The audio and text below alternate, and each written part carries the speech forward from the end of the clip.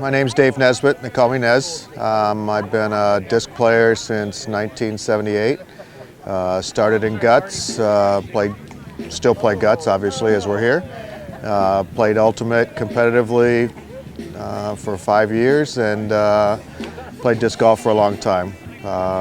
Won Guts Worlds twice in '86 and '87, and have been on the PDJ board twice, including the directorship, and have been on the WFDF board and the USGPA board as well. So pretty much started playing at the summer of '78. I just graduated from high school in Houston and came back for the University of Michigan, and got together with buddies and got introduced to guts, and got up to the IFT and really got hooked into guts. It was a huge rush, and I was playing with high school buddies, and we had lots of rivalry in Midland, playing against each other, so it was a lot of fun. Started playing disc golf actually that same year, but it was object golf, playing with Midnight Flyers in the woods, not a whole lot different than this, and it was just, you know, having fun, having a blast. We'd freestyle in the park, and it was just a good exposure to the game. Probably when I really got heavily involved in the organizational side was '94 Blaine, WFDF Worlds in Blaine. It was very cool. Took over the Guts chair for WFDF and tried to get Guts more involved in the WFDF organization. From there, served on the WFDF board for a couple years when I was working just after the PDGA.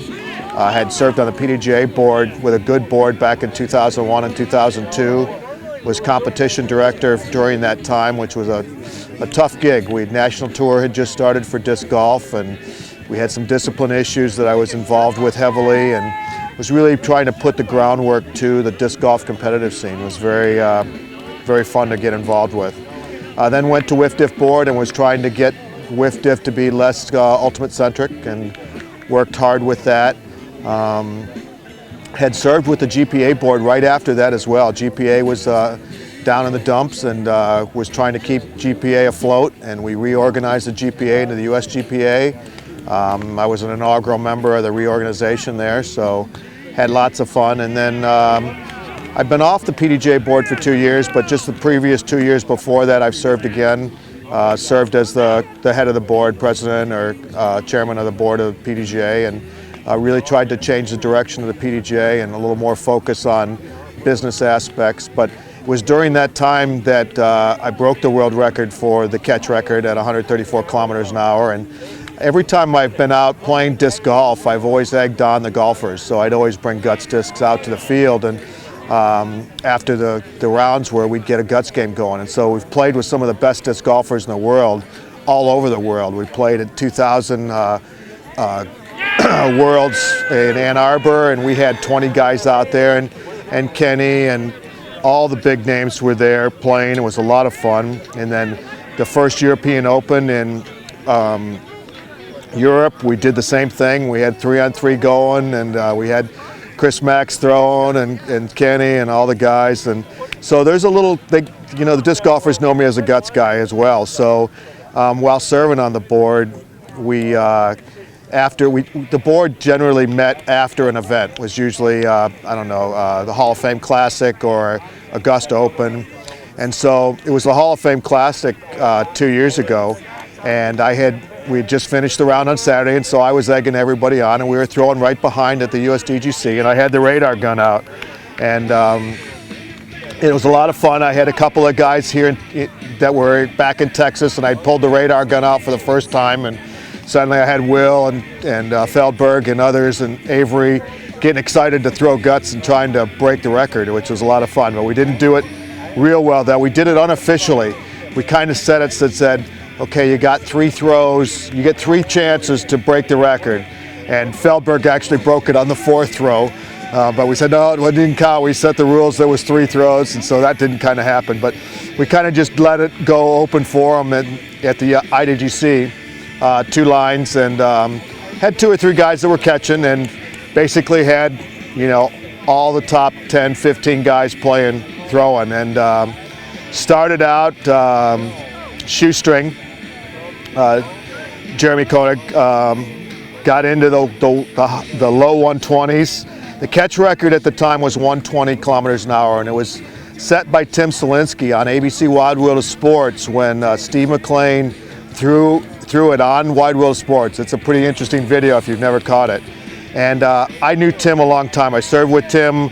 Tim was a volunteer. He never served on the board, but he was at every board meeting of the PDGA. And so when I served with him in 2000, I used to egg him on after. I said, you know, Tim, I'm going to break your record. You know, I'm going to break that catch record. And, you know, I never broke it at that particular period. And then, of course, Tim passed a few years back.